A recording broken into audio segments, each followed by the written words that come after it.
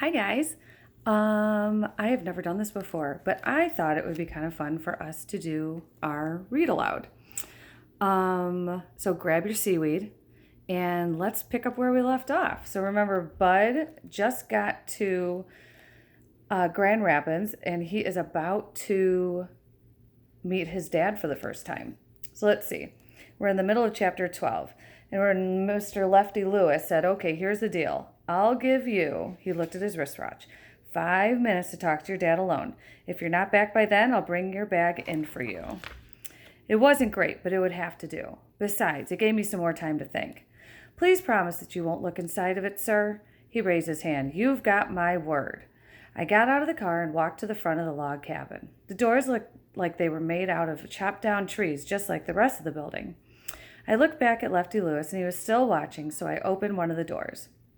I knew it was one of those doors that Mama had been talking about. I walked in to see what was going to happen.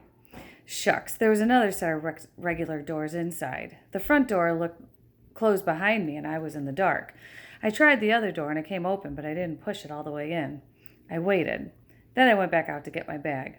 I walked over to the driver's side of Lefty Lewis's car, smiled and said, "Thank you very much, sir. He's in there. He was so glad to see me that I'm not even in a whole lot of trouble.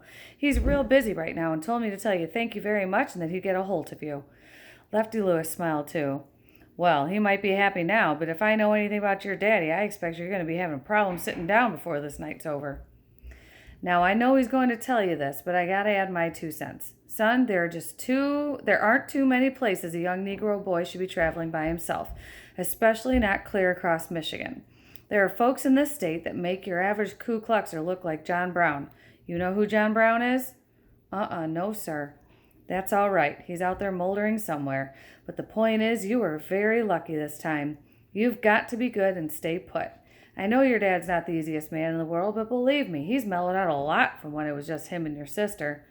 The next time you're of a mind to do a little traveling, you come on down to the train station and ask for Lefty Lewis first. I won't tell anyone, but we need to talk before you set out on your own again.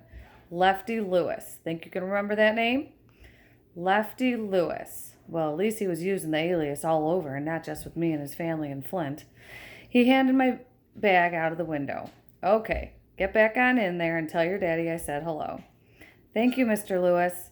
I stood waving until the big car turned out into the street. I sucked in a jumbo gulp of air and opened the front door again. This time I pushed the second set of doors open and walked in. It was dark, and I could see that there were 6 men sitting in a circle on a little stage at the other end of the room. One of them was white. 5 of the men had their eyes on the other guy. One of them had drumsticks in his hands and was leaned over softly tapping out a rhythm on the wooden stage floor. 3 of them were drinking from bottles of pop, and one, a real old one, was using a rag to wipe the inside of a trumpet. The guy who had to be my father was sitting with his back to me wearing a hat. He was talking just like me, and it didn't take much listening to tell he was lying, or at least doing some real good exaggerating, just like I do. That was all the proof I needed. His voice was a lot rougher and more tired sounding than I thought it would be. He leaned back in his chair. "That's right. After I won the Golden Gloves, no one couldn't tell me I wasn't going to be a middleweight champ within 2-3 years tops." The drummer stopped tapping. "Middleweight? What? This was so long ago gravity wasn't as strong as it is now? Or did a pound just weigh less back then?" The others laughed, but my dad didn't let it bother him. "That's right, middleweight. You got to keep in mind that I had more hair and fewer pounds back then." He pulled the hat off and rubbed his hands over his glass-smooth head. My dad shaved his hair. That was something I always wanted to do, too. He said, "My manager goes and lines up about against a fighter out of Chicago by the name of Jordan Snaggletooth McNevin. From the name, I'm expecting some young Irish kid with bad teeth, but this guy was one of us and so old that he could have been a waiter at the Last Supper. When the fight began, I wasn't about to show mercy, you understand?" All the guys on stage were nodding.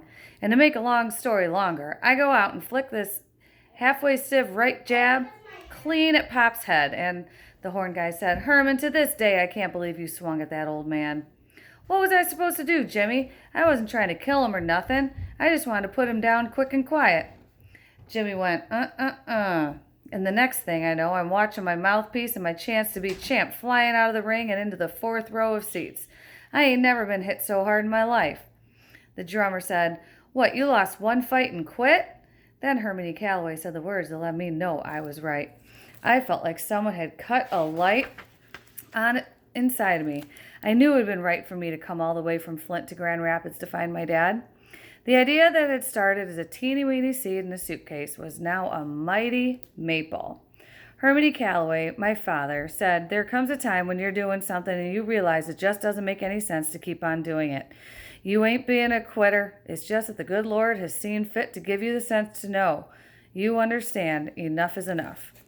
That was the exact same thought I'd had when I got whipped by Toddy Boy.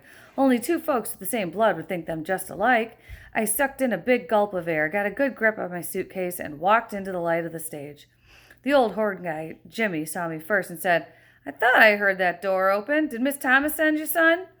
I just kept walking onto the stage. I had to see my father's face. I knew we looked so much alike that the truth would hit him as hard as that snaggletooth guy had. Even Lefty Lewis said he could tell me and Hermione Calloway were kin. He turned to see who Jimmy was talking to, and my mighty maple started shaking in the wind. My dad's face was old. My dad's face was real old, just like this horn guy. Maybe too old, but there was just too much proof that this was my father. He smiled at me.